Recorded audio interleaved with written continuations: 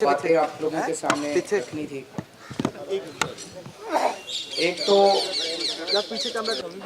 Captain साहब 2 सीटों से लड़ रहे हैं, पटियाला से और लंबी से। उनका कहना है कि वो प्रकाश सिंह बादल जी के खिलाफ इसलिए लड़ रहे हैं क्योंकि वो प्रकाश सिंह बादल के अन्याय और बुरे कामों के खिलाफ आवाज़ उठाना चाहते हैं, उनको एक्सपोज करना चाहते हैं। लेकिन उन जाहिर सी बात है कि उन किसी के भी गले नहीं उतर रही ये बात, क्योंकि अगर उनके खिलाफ आवाज़ ही उठानी थी तो 1 सीट से लड़ना चाहिए था। जैसे भगवंत मान 1 सीट से लड़ रहा है, जर्नैल सिंह 1 सीट से लड़ रहा है, हिम्मत सिंह शेरगिल 1 सीट से लड़ रहा है, मैं शीला जी के खिलाफ 1 सीट से लड़ा था, तो ये किसी के गले नहीं उतर रही। कल सुबह मेरे पास कुछ लोग आए थे जो कैप्टन साहब के करीबी लोग हैं। उन्होंने बताया जी कहानी कुछ और ही है। कहानी ये है कि पिछले 10-15 दिन के अंदर जर्नैल सिंह का चुनाव, जर्नैल सिंह जी हमारे कैंडिडेट हैं लंबी से, जो प्रकाश सिंह बादल के खिलाफ लड़ रहे हैं। अभी तक बादलों में और कैप्टन में अंडरस्टैंडिंग होती थी। बादल कैप्टन साहब के खिलाफ कमज़ोर कैंडिडेट खड़े करते थे, कैप्टन साहब बादलों की लीडरशिप के खिलाफ कमज़ोर कैंडिडेट, और दोनों एक दूसरे को जिताते थे। पहली बार एक ऐसी पार्टी आई है जो सीधे आंख में आंख डाल के टक्कर दे रही है इनको सबको। तो एक बादल के खिलाफ, बादलों के खिलाफ और मजीठिया के खिलाफ हमने अपनी टॉप लीडरशिप को खड़ा किया है कि इन लोगों को न केवल सज़ा दिलाना जरूरी है, इनको पॉलिटिकली हराना भी जरूरी है। इनके अपवित्र पैर विधानसभा के अंदर नहीं पड़ने चाहिए। तो जर्नैल सिंह जी को प्रकाश सिंह बादल जी के खिलाफ आम आदमी पार्टी ने टिकट दी थी। पिछले 10-15 दिन की जो खबरें आ रही थी, जर्नैल सिंह की बड़ी बड़ी नुक्कड़ सभाएं हो रही थी, रोड शो हुआ, अभी बहुत शानदार रोड शो हुआ, और पूरे के पूरे गांव जर्नैल सिंह के साथ खड़े होते जा रहे थे। प्रकाश सिंह बादल जी को जगह जगह विरोध का सामना करना पड़ रहा था, और ये साफ होता जा रहा था कि प्रकाश सिंह बादल इस बार बुरी तरह से हारेंगे लंबी से, और जर्नैल सिंह जीतेंगे। अब प्रकाश सिंह बादल ने कैप्टन साहब को अप्रोच किया, उनसे निवेदन किया कि जी मैंने आपके 2 महीने पहले सारे केस वापस लिए थे, आपको बचाया था, भ्रष्टाचार के जितने केस थे वो सारे वापस लिए थे, तो अब आप हमारी मदद करो। कैप्टन साहब तो तैयार ही हैं, दोनों का बड़ा रिश्ता है। तो कैप्टन साहब ने लंबी से चुनाव लड़ने का इसलिए ऐलान किया है ताकि वो एंटी बादल जो वोट है, जो सारी जर्नैल सिंह को पड़ रही थी, उसको डिवाइड कर सके। कल एक अखबार के इंटरव्यू में भी कैप्टन साहब ने कहा, भाई पटियाला से तो मैं जीतने जा रहा हूँ और लंबी से मैं विरोध करने जा रहा हूँ। मतलब लंबी से मैं जीतने नहीं जा रहा, वो कह रहे हैं, मैं खुद ही कह रहे हैं कि मैं हारने जा रहा हूँ लंबी से, तो पटियाले से जीतने जा रहा हूँ और लंबी से हारने जा रहा हूँ। तो बेसिकली तो लंबी से प्रकाश सिंह बादल को जिताने के लिए जा रहे हैं और पटियाले से खुद जीतना चाहते हैं। उनका कहना है मैं अन्याय, बादलों के अन्याय के खिलाफ, अभी तक क्या कर रहे थे, 35 साल हो गए, अभी तक बादलों के अन्याय के खिलाफ नहीं लड़े। अगर आपको बादलों के अन्याय के खिलाफ इतना लड़ना ही था, या तो 1 सीट से लड़ते, महीना 2 महीना पहले कहते। चुनाव के 10 दिन पहले अगर आप बोल रहे हैं कि मेरे को अचानक उनको अन्याय याद आ गया बादलों का, तो लग रहा है पूरी की पूरी दाल ही काली है। और ज़्यादा दुख इस बात का है, पूरे पंजाब में आज एक ही माहौल है, बादलों को कौन हरा रहा है। लोगों के अंदर प्रिडोमिनेंटली ये चुनाव इस चीज़ के ऊपर है कि बादलों को हराना है जी, बादलों को हराना है जी, मजीठिया को हराना है, तोता सिंह को हराना है, कैरों को हराना है। ये पूरी फैमिली जिसने पूरे पंजाब को लूट लिया, उनको हराना है। और आखिरी मौके पे जाके कैप्टन साहब ने दुश्मनों के साथ हाथ मिला लिया, पूरे पंजाब को धोखा दिया उन्होंने, पंजाब की पीठ में छुरा घोंपा है उन्होंने, और पंजाब के लोगों से कैप्टन साहब को माफ़ी मांगनी चाहिए। पंजाब इसके लिए कभी माफ़ नहीं कर सकता कैप्टन साहब। और स्पेशली वो चारों तरफ कह रहे हैं ये मेरा आखिरी चुनाव है। मैं कैप्टन साहब को कहना चाहता हूँ, आखिरी में तो ग्रेसफुल एग्जिट होनी चाहिए थी। आप इतनी बुरी तरह से बदनाम होके पंजाब के लोगों को धोखा देके राजनीति से संन्यास लेंगे, ये आपको शोभा नहीं देता। पंजाब के लिए ज़िंदगी, पंजाब के लोग ज़िंदगी भर इनको माफ़ नहीं करेंगे। दूसरी बात, उसके पूरे गैंग ने, बादलों की सरकार ने पूरे पंजाब को नशे में डुबो दिया। केवल नशे में नहीं डुबोया, पूरे पंजाब के अंदर ज़बरदस्त डर का माहौल है। डरे हुए हैं लोग बुरी तरह से, कहीं भी जाते हैं लोग कुछ भी बोलने में डर रहे हैं। ऐसे लगता है जैसे आज़ाद भारत के निवासी नहीं है लोग, कुछ भी कहने में डरते हैं लोग। मजीठिया नशा बेचता है, ये बात साफ है। उनका नाम कई इंटरनेशनल ड्रग डीलर्स के बयानों में आया। मजीठिया का नाम, विक्रमजीत सिंह मजीठिया का नाम चहल के स्टेटमेंट में आया, भोला के स्टेटमेंट में आया, और भी एक था, 3 लोग हैं जिन्होंने कहा था कि मजीठिया इन्वॉल्व है। विक्की भैया आम आदमी पार्टी की सरकार बनेगी, इन लोगों को सजा दिलवाई जाएगी। देखो आगे ही आई जा रहे हो। जब हम ये बात, मैं खुल के बड़े जोर शोर से जगह जगह ये बात बोलता हूँ, लोगों को थोड़ा सा अचंभा होता है। लोग कहते हैं सर ऐसा हो सकता है कि मजीठिया जेल जाएगा, ऐसा पॉसिबल है? लोग आके मेरे से पूछते हैं सभा के बाद। आज मैं लोगों को कहना चाहता हूँ, 11 मार्च को नतीजे आएंगे, मोटे मोटे तौर पे 20 मार्च तक सरकार बन जाएगी। 15 अप्रैल, नोट कर ले सारे पंजाब के लोग, 15 अप्रैल तक मजीठिया जेल में होगा। केवल नशे से मुक्ति नहीं मिलेगी पंजाब के लोगों को, इस डर से मुक्ति मिलेगी। लोग आजादी की, चैन की सांस ले सकेंगे। ये बहुत बड़ी बात है। जिस तरह से पूरे पंजाब के लोगों ने इनको डरा रखा था, उस गुंडागर्दी से लोगों को चैन मिलेगा। तो आज पंजाब के लोग नोट कर लें, इस तारीख को 15 अप्रैल तक मजीठिया जेल के अंदर होगा। बाकी भी होंगे, लेकिन मजीठिया एक सिंबल बन गया है पूरी गुंडागर्दी का और पूरा इस नशे का। सारे जाएंगे, जैसे बादल हैं, बादलों के खिलाफ SIT बिठाई जाएगी। जितना इन्होंने पंजाब को लूटा है बादलों ने, उस सारी लूट को रिकवर किया जाएगा। इनके जितने क्राइम है, इनकी जितनी दौलत है, SIT बिठा के सारी, जितना पैसा इन्होंने लूटा है उसको ब्याज समेत, उसको जुर्माने समेत रिकवर करेंगे। चल रहा है तभी तो रिकॉर्ड कर रहा हूँ। और जितने इनके भ्रष्टाचार के केसेस हैं, इन लोगों को भी जेल भिजवाएंगे। आदेश प्रताप सिंह कैरों, तोता सिंह, कैप्टन साहब के स्विस बैंक के अकाउंट, इन सब चीजों को उस SIT के दायरे के अंदर लाया जाएगा। ये सारे लोग भी अपने कुकर्मों की सजा भुगतेंगे। लेकिन आज मैं पंजाब के लोगों को कॉन्फिडेंस दिलाने के लिए एक डेट आपको बता रहा हूं कि 15 अप्रैल तक मजीठिया जेल जाएगा। लोगों को अब डरने की जरूरत नहीं है, अब डरिए मत, अब बाहर निकलिए, हिम्मत करिए और सारे लोग मिलके एक बार साफ सुथरी, सच्ची, ईमानदार सरकार को वोट, पार्टी को वोट। आप इसको किस तरीके से देखें, क्योंकि पहले ये लगातार बातें आ रही थी कि आम आदमी पार्टी जो है वो नब्बे की। हाँ, वो उससे कोई फर्क नहीं पड़ने वाला। अब तो उनकी क्रेडिबिलिटी खत्म हो चुकी है। सर मैं आपको बताता हूँ, मैं क्लियर, हाँ मैं अब क्लियर कर देता हूँ। हमारी 49 दिन की सरकार बनी, 49 दिन में 3 FIR हमने शीला दीक्षित के खिलाफ कर दी थी 49 दिन के अंदर, जल बोर्ड के मामलों में और कॉमनवेल्थ गेम्स के घोटालों के मामले में। उसके बाद 1 साल तक राष्ट्रपति शासन रहा। जो तीनों FIR में करके गया था, मोदी सरकार ने आने के बाद उनको अलमारी में बंद कर दिया, ताला लगा दिया, चाबी मोदी ने अपने पास रख ली। जब हमारी दोबारा सरकार बनी, हमने फिर अलमारी खोली, फिर से जांच शुरू की। 3 महीने तक हम जांच की और केवल शीला दीक्षित दी, मुकेश अंबानी के खिलाफ भी FIR की थी बाय नेम। जब दोबारा 3 महीने सरकार बनी, मुकेश अंबानी के CEO वगैरह को सम्मन करना चालू कर दिया था। पहली बार भारत में हुआ होगा। 8 जून 2015 को मोदी जी ने पैरामिलिट्री फोर्सेस भेज के हमारी एंटी करप्शन ब्रांच पे कब्जा कर लिया। तब से वो सारे केस मोदी जी के कब्जे में हैं।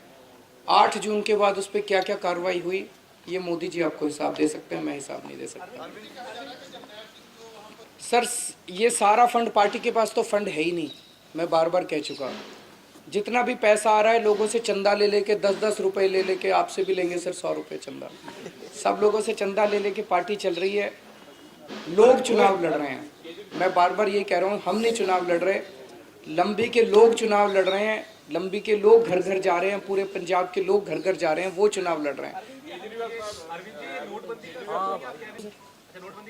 हाँ पहले भी नहीं थे, दिल्ली के चुनाव में भी नहीं थे। अरविंद जी, केजरीवाल साहब पैसे थे, आपसे बोलना मान लेते हैं कि आपकी सरकार आ रही है, बाई चांस 1-2% से कुछ डाउन है सर, रोल हो रहा है, अगर आप रोल कर रहे हैं ना केजरीवाल सरकार में, कांग्रेस या अकाली दल की सर 100 से ज़्यादा सीट आ रही है, उसमें सपोर्ट लेनी नहीं पड़ती सर, बाई चांस है ही नहीं सर, ऊपर वाला साथ है हमारे सर।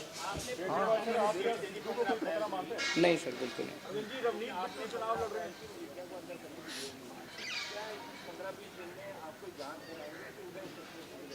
नहीं सर, जांच के लिए आज तक उनकी इंटेरोगेशन नहीं हुई है। मैंने यही बताया ना, मैंने सारे रिकॉर्ड पढ़ने के बाद, सारा मामला समझने के बाद ये स्टेटमेंट दिया, ऐसे ही हवा में स्टेटमेंट नहीं दिया। उनके खिलाफ एफआईआर है, एक एफआईआर है, स्टेटमेंट्स आ चुके हैं जिसके अंदर इंटरनेशनल ड्रग डीलर्स ने मजीठिया का नाम लिया है, विक्रमजीत सिंह मजीठिया का नाम लिया है। अभी तक उनसे जांच भी नहीं की, इंटेरोगेशन भी नहीं की गई। तो सर जांच करने के लिए गिरफ्तार, सर जांच करने के लिए गिरफ्तार करेंगे ना, इंटेरोगेशन तो होती है। अभी तक तो सरकार ने इंटेरोगेशन करने के लिए भी उनको गिरफ्तार नहीं किया। आप लगातार ये बात कहते हैं। सर आज आप मेरे साथ, मेरी आज 5 सभाएं हैं, वहां चलना। मैं जनता से एक चीज पूछता हूं, भाई पंजाब के अंदर नशा कौन फैला रहा है? सारे एक सुर में कहते हैं मजीठिया। सारे पंजाब के लोगों से आप पूछ लो। इसका मतलब हरसिमरत जी जो एक्चुअल सिचुएशन है उससे दूर हैं, उनको पता ही नहीं कि ग्राउंड पे चल क्या रहा है। अरविंद जी, बादल जी आरोप लगा रहे हैं कि आप पंजाब का पानी दिल्ली ले जाना चाहते हैं। सर ये एग्रीमेंट किसने किया था? कांग्रेस ने। और अब कह रहे हैं हम एग्रीमेंट के खिलाफ हैं। एक मिनट सर, इनका जवाब दे दें, ये बड़ा बार बार पूछते हैं लोग तो। ये एग्रीमेंट किया कांग्रेस ने। जमीनों के अधिग्रहण का नोटिफिकेशन किसने किया था? बादल ने 1978 में। जब वो नोटिफिकेशन किया था, जमीनें अधिग्रहण की थी, लोग आरोप लगाते हैं कि बादलों को बदले में कुछ मिला था। क्या मिला था? गुड़गांव के अंदर जमीनें मिली थी उनके अपने नाम से। पंजाब के पानियों को बेच के बादलों ने अपने लिए गुड़गांव के अंदर जमीनें ली थी, ऐसे आरोप लगते हैं। जमीनें ली बादल। उसके बाद 1982 के अंदर उसका शुभारंभ किसने किया था? वो चांदी का फावड़ा लेके कौन खड़ा था? तो करा तो तुम लोगों ने था। और अब अचानक 15 साल के बाद, 20 साल के बाद तो हम इसके खिलाफ हैं, हमें तुम बेवकूफ हैं पंजाब के लोग। तुमने क्या समझ लिया? जिस तरफ राजनीति चलेगी तुम डिसाइड करोगे। आम आदमी पार्टी जो कहती है वो करती है। बस एक ही चीज़ मैं कह सकता हूँ कि पंजाब के किसी भी हक को मरने नहीं देंगे, किसी भी हालत में मरने नहीं देंगे। उसको बचाने के लिए कई स्तरों पे काम करना पड़ेगा। इसको राजनीति से ऊपर उठाना पड़ेगा कि चुनाव के पहले कुछ बोलो और उसके बाद कुछ करो। इससे बाहर निकालना पड़ेगा। आपको लीगल स्टेप्स भी उठाने पड़ेंगे, एडमिनिस्ट्रेटिव लेवल पे स्टेप्स भी उठाने पड़ेंगे, विधानसभा के अंदर भी आपको कई कदम उठाने पड़ेंगे, कई सारे लेवल पे स्टेप्स उठाने पड़ेंगे पंजाब के पानियों को बचाने के लिए।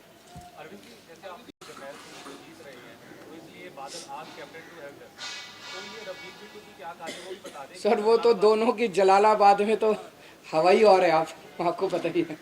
अच्छा वो बड़ा इम्पोर्टेंट है। हाँ मैं ये कह रहा हूँ जी, मैं ये कह रहा हूँ कि पैसे ये आप लोग सारे छाप देना कि पैसे अकाली दल से भी ले लो, पैसे बीजेपी से भी ले लो, पैसे कांग्रेस से भी ले लो, और ना देने आए तो उनके दफ्तर जाके ले लो। और अगर 5,000 रुपये दे तो बोलो जी 10,000 रुपये लगेंगे, महंगाई हो गई है बहुत, और नए वाले नोट लेना। पैसे तीनों पार्टियों से लो, लेकिन वोट आम आदमी पार्टी को दो। इस स्टेटमेंट से इन लोगों को, सारी पार्टियों को तकलीफ हो रही है।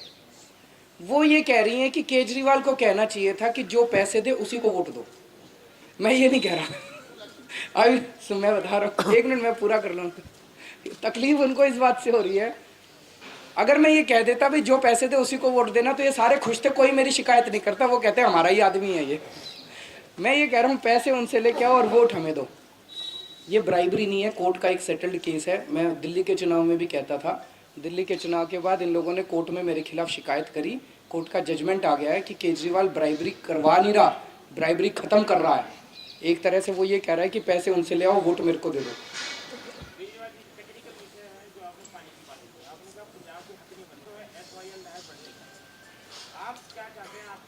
मैंने यही कहा ना सर। अब सर ये टेक्निकल विषय नहीं है, ये पॉलिटिकल विषय है। 1 मिनट समझने की कोशिश कीजिए, ये पॉलिटिकल विषय है। आज 1 मिनट मेरी बात तो सुन।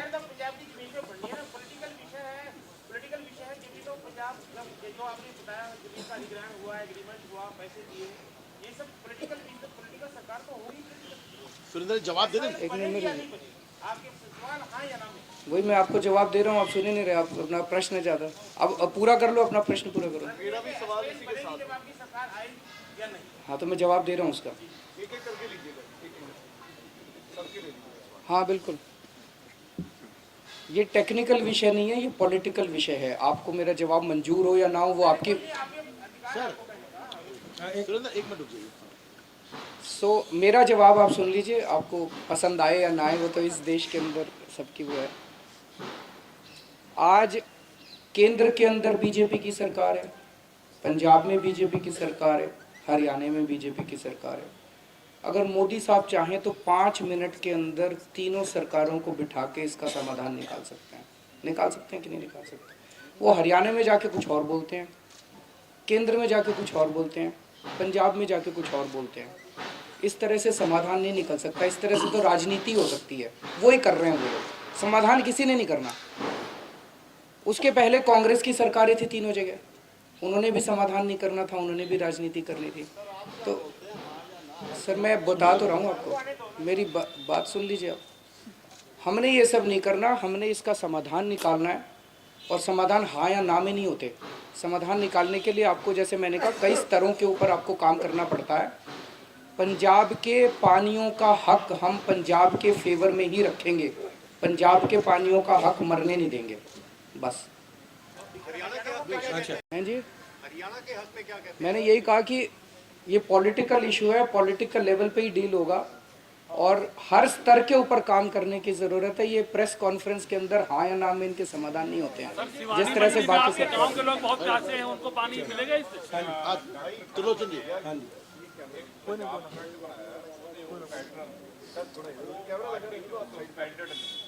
ਉਹਨਾਂ ਨੇ ਹੁਣ ਇੱਕ ਪੋਲੀਟੀਕਲ ਫਰੰਟ ਬਣਾ ਕੇ ਆਪਣੇ ਕੈਂਡੀਡੇਟ ਵੀ ਆਮ ਆਦਮੀ ਪਾਰਟੀ ਦੇ ਨਾਲ ਖੜੇ ਕੀਤੇ। इसको एग्जामिन करेंगे सर, ये सीरियस मामला है, हम भी समझते हैं ये सीरियस मामला है। मैं गांधी जी से अपील ही कर सकता हूँ कि इस टाइम पंजाब के इंटरेस्ट्स को मरने ना दे। एक ही पार्टी है, सारे लोगों को आम आदमी पार्टी से ही उम्मीद है, ना कांग्रेस से उम्मीद है, ना काली भाजपा से उम्मीद है। तो जब लोगों को इससे उम्मीद है, उनके कैंडिडेट, उनको भी पता है वो जीत नहीं सकते, वो केवल वोट काटेंगे। तो ऐसे समय में जब एक तरह से इतिहास बन रहा है और जब सारे लोग पंजाब को बचाने में लगे हैं, वो अगर उसके खिलाफ काम करेंगे तो ये अच्छी बात नहीं है। मैं तो अपील कर सकता हूँ उनसे, कानूनी कार्रवाई बाद में देखेंगे फिर कुछ।